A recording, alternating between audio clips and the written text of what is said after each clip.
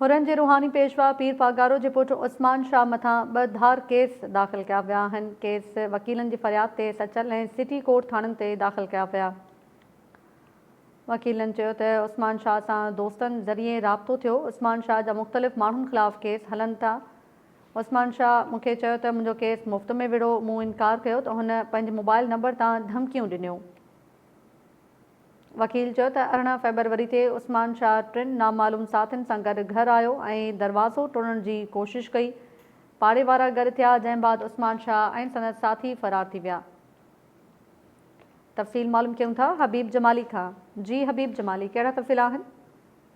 जी बिल्कुल, हुरन जे रूहानी पेशवा पीर पागारो जे फर्जंद उस्मान शाह खिलाफ़ 2 अलॻि केस दाख़िल कया विया। ही केस वकीलनि जे फ़रियाद ते सचल थाणे ऐं सिटी कोर्ट थाणे ते दाख़िल कया विया।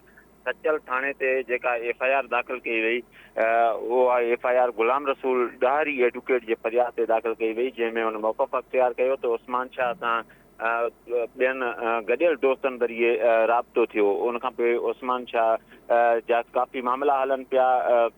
मुख़्तलिफ़ माण्हुनि ख़िलाफ़ हुनजा केस बि हलनि पिया। कब्ज़नि जा मामला बि आहिनि। उस्मान शाह चयो त मुंहिंजो केस मुफ़्त में विढ़। हिन FIR में ॼाणायो त मूं उस्मान शाह खे जवाबु ॾिनो त प्रोफेशनल वकील आहियां, कब्ज़नि वारा मामला उन्हनि जी वकालत न कंदसि। जंहिंखां पोइ उस्मान शाह धमकियूं ॾिनियूं। 18 फ़रवरी ते पंहिंजे 3 नामालूम साथियुनि सां गॾिजी उस्मान शाह घर आयो ऐं दरवाज़ो तोड़ण जी कोशिशि कई। पाड़े वारा गॾु थिया। उनखां पोइ जेको आहे उस्मान शाह पंहिंजे साथियुनि सां गॾु उतां हली वियो। ॿी जेका FIR आहे उहा इम्तियाज़ शाह एडवोकेट जे फ़रियाद ते सिटी कोर्ट थाणे ते दाख़िल कई वई। पुलिस जो चवणु आहे त FIR दाख़िल करण खां पोइ मामले जी वधीक जांच कई पई वञे। जी महिरबानी मुंहिंजी हबीब जमाली।